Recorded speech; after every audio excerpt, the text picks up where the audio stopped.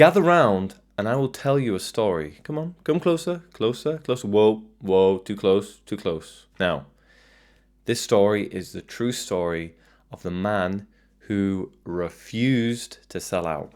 Once upon a time, there was a brave little drummer in a radical little band from a not-so-little city called New York. That's the name of the city, by the way, not the band. This band's first paid gig was at a high school in Summit, New Jersey, and when they agreed to take the job, their drummer, their brave, strong, smart, and very cool drummer decided to, well, he just up and left, protesting that in taking a paid gig, they had become sellouts. He was also, the absolute Chad that he was, completely unwilling to be told when to start and when to stop drumming, on the basis that he, unlike everyone else, was purely in it for art's sake. He then moved to Southern California, did loads of drugs, and eventually upped sticks completely and moved to St. Paul with his son, who was supposedly a resurrection of some ancient Buddhist dude or something. I don't know. Anyway, that little band's name? The Velvet Underground. Yeah, they went on to make music history.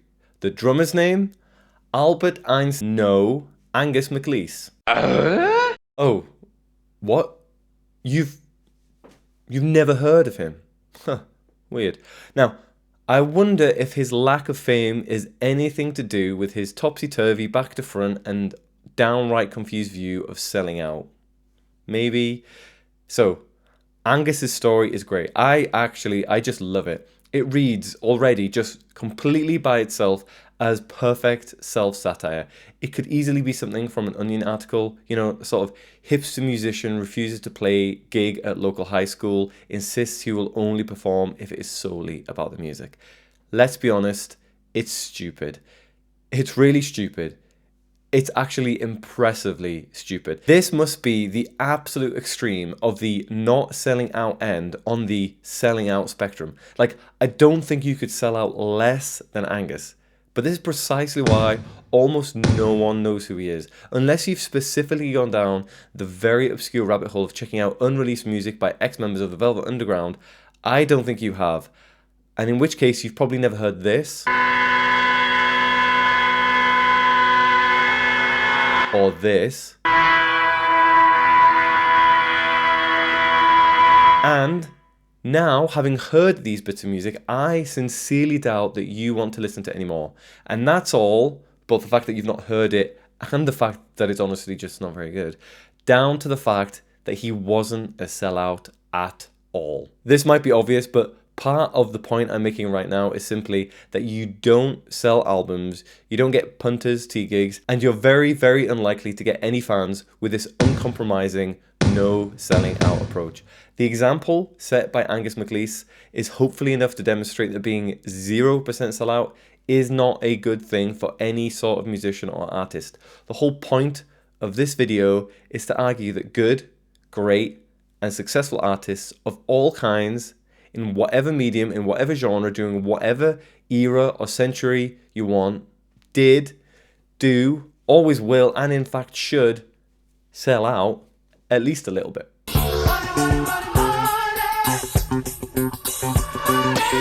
However, my point isn't just simply, oh, you should sell out a little bit so that you can make money, so people can hear your music. It's not just a practical argument about the realities of being a professional musician. That stuff is important, but what I'm saying goes beyond even that. You see, that idealized, romantic, noble image of an artist who just makes pure art for its own sake, who doesn't care about commercial success and has no interest in following any sort of ephemeral trends, that artist who follows that higher calling, who solely makes the sort of art they want to, those sorts of artists, insofar as they even really exist at all, they are not the best artists, not by a long shot. Think of all the huge names, not just in music, let's just take the arts generally. The big uns, the heavy hitters, whether that's your Shakespeare, Tolkien, Virginia Woolf, Beethoven, Bach, Miles Davis. I have a bit of a cold. Miles Davis, Joni Mitchell, Michelangelo, Homer, Spielberg. Whether you personally like them or not Their achievements are impossible to argue with, and they all left behind huge oeuvres of high quality, influential, and innovative art, which is to say that they are very, very good. Now, what do all of these most important artists through the ages have in common? They are, or were, all commercially oriented artists. Now, what commercially oriented means is different in different times and places. Beethoven wasn't out there trying to hit #1 in the 19th century German pop charts, and Virginia Woolf was certainly not touring Waterstones doing book signings for fans. Take someone like Michelangelo. Pretty good artist, I guess. Pretty decent.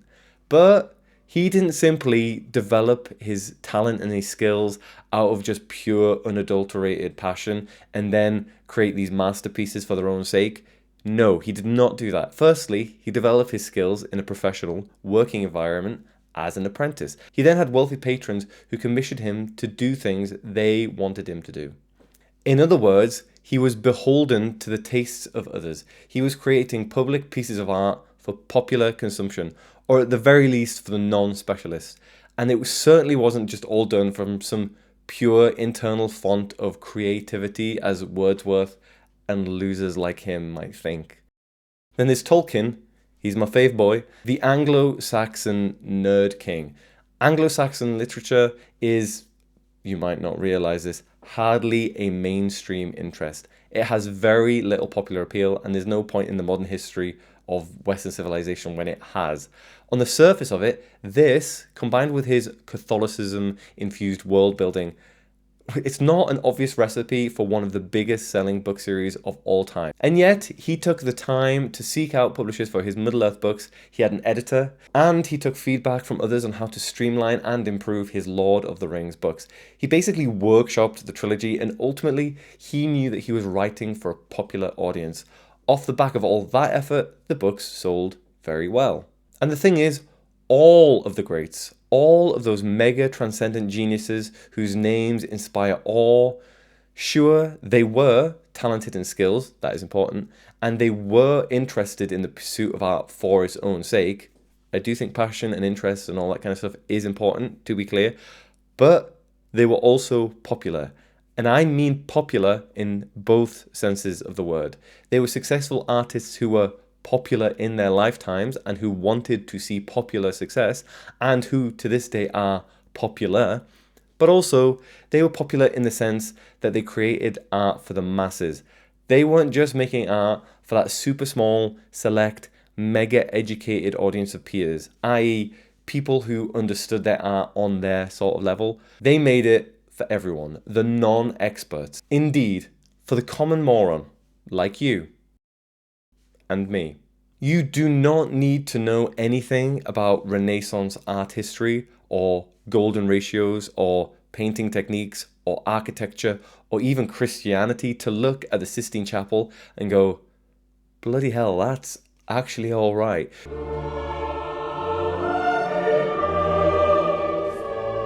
You don't need to know anything about Baroque music or about counterpoint or classical arrangement to hear this.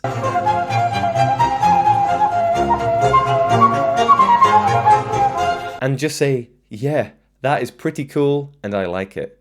How many Tolkien readers are professors of Anglo-Saxon? How many Miles Davis listeners are jazz improv geniuses? An absolutely negligible amount, and yet they're hugely popular and impactful. Sure, their art was made with great craft, and it does appeal to the educated and those with relevant expertise, but is not solely or even primarily made for them. And that's no less true for all those greats than it is for, say, John Lennon, Bob Dylan, and Tay-Tay. John, and all the Beatles, in fact, were quite famously very materialistic. They all loved being in a successful band. They loved making money. Shut your mouth and look at my wad! Loads of money! They loved having nice cars and big houses. They quite famously hated being taxed. Yeah, the tax man. And they loved the attention that this success and this money brought them. Attention from women, from other musicians, from everyone. They loved being rich and famous, and they were actively pursuing fame and wealth. John had a walk-in closet of fur coats, for Christ's sake.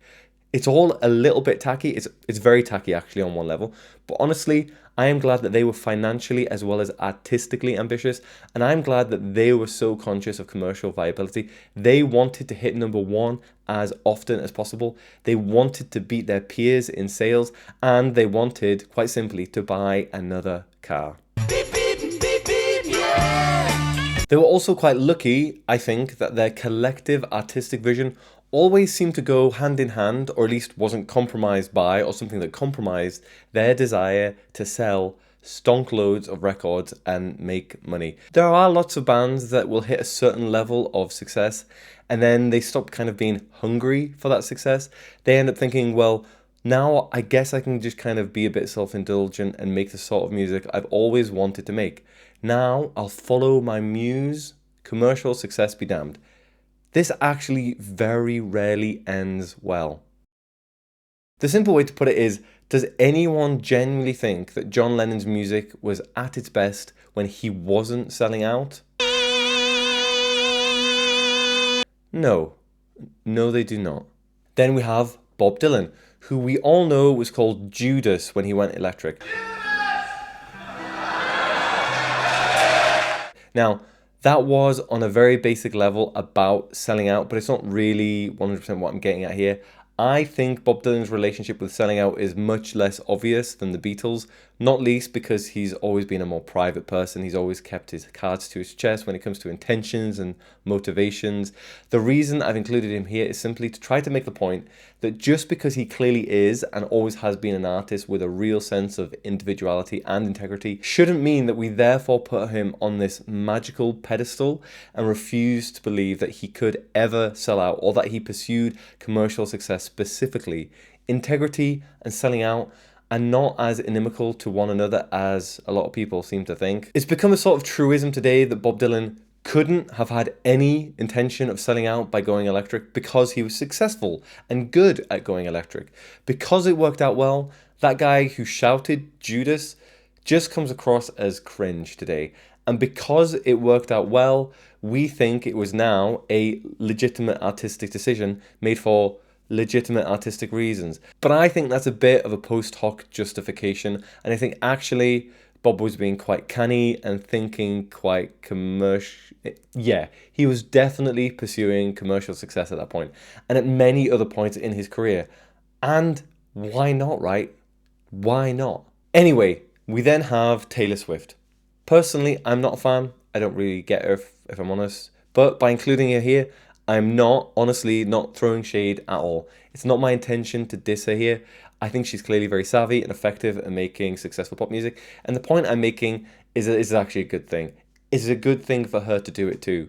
You do not end up as successful as her or as successful as the Beatles or Bob Dylan or Beethoven or whoever unless you want to be that successful.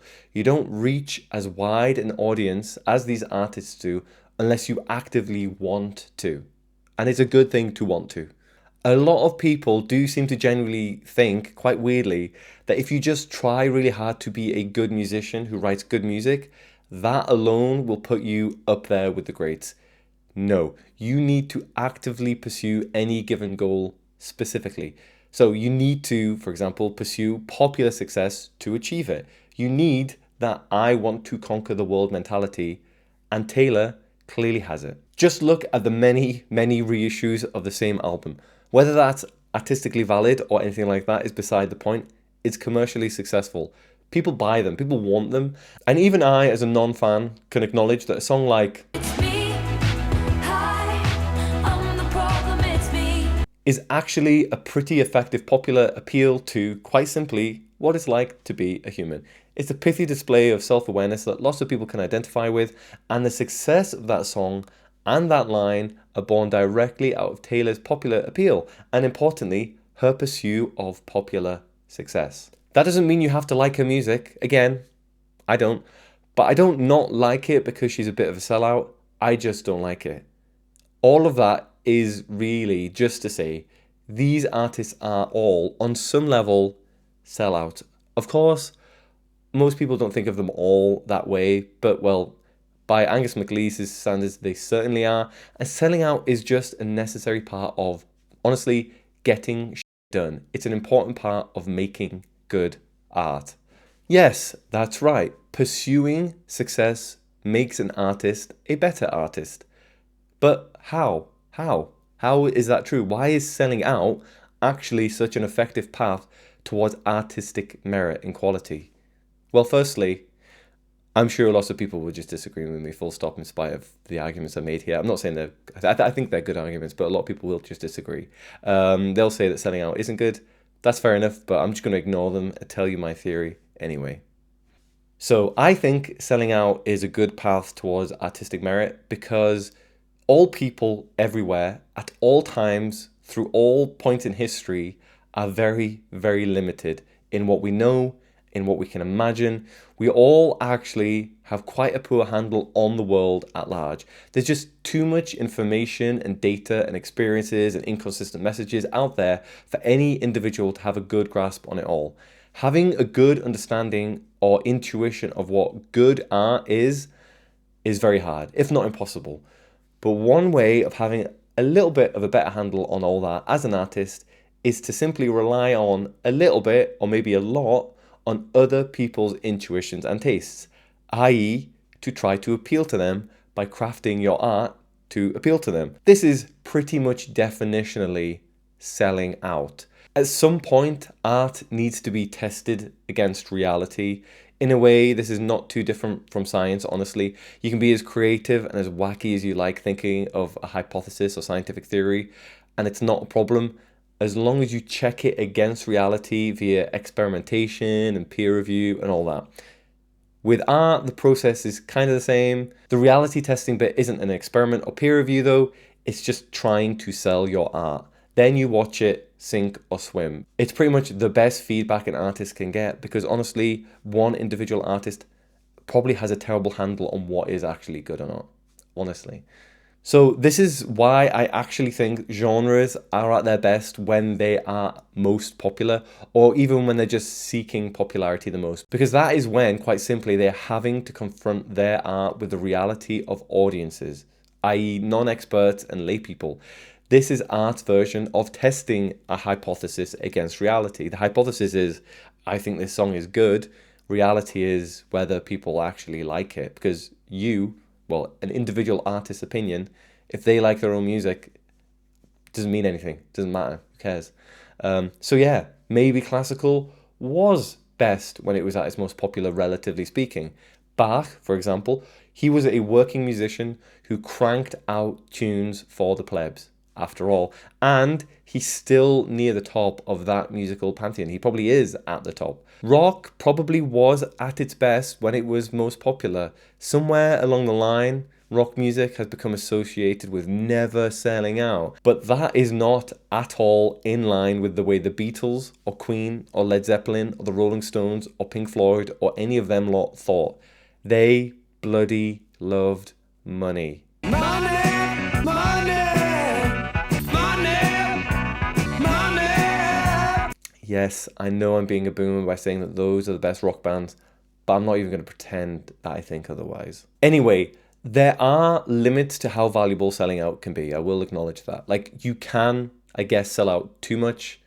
I'm not denying that. Maybe it's better, in fact, to say that you do actually need to combine that selling out attitude, that desire to achieve commercial success and the willingness to compromise for it with genuine skill, passion, and competence. Take Kiss. Sure, they do have some good songs. Love gun, see running as thick as the gun. But they're kind of crap. That's not because they sold out too much though.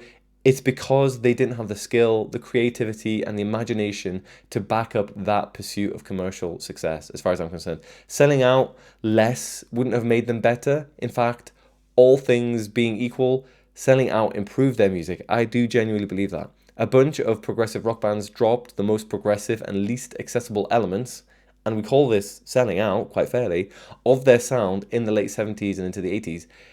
They did this to varying degrees of artistic and commercial success. Always take you to love beach, out of reach They changed with the times precisely because they saw the writing on the wall and they realized that they'd have to adapt to the times in order to stay commercially viable. Those that sank didn't sell out more, and those that swam didn't sell out less. There were other creative and artistic reasons some failed and some succeeded, apart from selling out or not. Ultimately, I think they all made the right decision to change with the times.